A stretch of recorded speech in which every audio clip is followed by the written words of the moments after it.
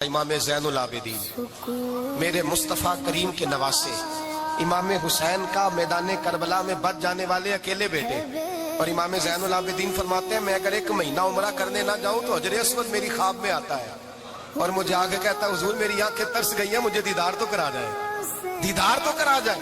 और हजरे अस्वद जिधर जिधर जिधर जिधर इमाम साहब घुमा करते थे आपके हालात में लिखा हजरे अस्वद भी उधर उधर जाता था। तब आप इतनी बड़ी शख्सियत मस्जिद नबवी से निकले तो एक आदमी ने गालियां देनी शुरू कर दी। हजरत पहले तेज चलते थे, जब वो गालियां देने लगा तो आहिस्ता हो गए। वो देता रहा देता रहा। जब आपका घर आ गया तो आप फरमाने लगे भाई मेरा मकान आ गया है, कोई बात और करनी हो तो कर ले, मेरे बच्चों ने सुन लिया तो तुझसे नाराज होंगे।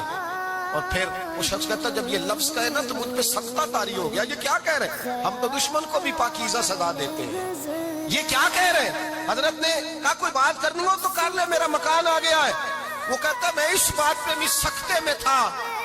थोड़ी देर गुजरी तो फरमाने लगे भाई अभी तो तूने मेरे वो ऐप बयान की है जिनका तुझे पता था, मेरे अंदर तो और बढ़िया कोताहियां पाई जाती है और बढ़िया कमियां, बड़ी पता सारा है सरदार मुकीतियां था मन नानम के मन दानम, तुझे क्या पता मेरे तो बड़े ऐप छुपे हुए हैं। वो शख्स कहता है मुझ पर दूसरा बम गिरा तो पाक महबूब का पाक नवासा पाक फातिमा के पाक पोते अंदर गए। कहने लगे ठहर जा, जाना ना, रुक में आया। कहते अंदर गए, एक बोतल सिरके की लाए, एक बोतल शहद की लाए, 5 किलो खजूरें लाए, मेरे हाथ में थमाई। कहने लगे तोहफा है। कहते मैं अब तो मारी गया। मैंने कहा हुजूर ये क्या है सारा कुछ, मैं गालियां दे रहा था।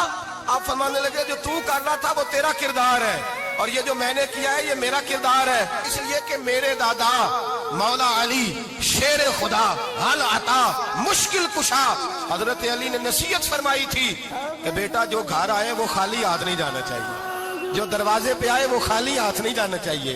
हजरत पीछे पलटे तो वो पैरों में बैठ गया। कहने लगा हुजूर मैंने हुसैन को नहीं देखा, मैंने अली फातिमा को नहीं देखा, मैंने मुस्तफा को नहीं देखा, पर आपको देख के लगता है कि उनके खिलाफ कितने आला होंगे, कितने आला होंगे। मैं लानत भेजता हूं उस पर जिसने मुझे कहा था कि ज़ैनुल आबिदीन को बुरा कहो।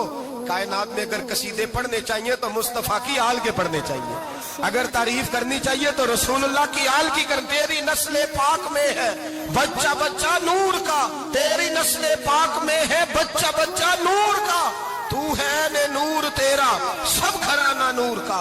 पर मैं आप तो तारीफ के तो भाई याद रखें आप बदला लेके इज्जत नहीं करा सकते, इज्जत तो माफी में है, माफी में इज्जत है। हजरत बायजीद बुस्तामी के साथ यहूदियों का पेशवा रहता था, ज्यादातर मुखालफतें हसद की वजह से होती है, हसद बुनियादी वजह होती है। कुरान मजीद ने कहा महबूब तेरे साथ जो ज्यादती करते हैं माज़ अल्लाह बेअदबी करते हैं, हसद मिन इंदी अनफुसिहिम, इनके दिलों में तेरा हसद है।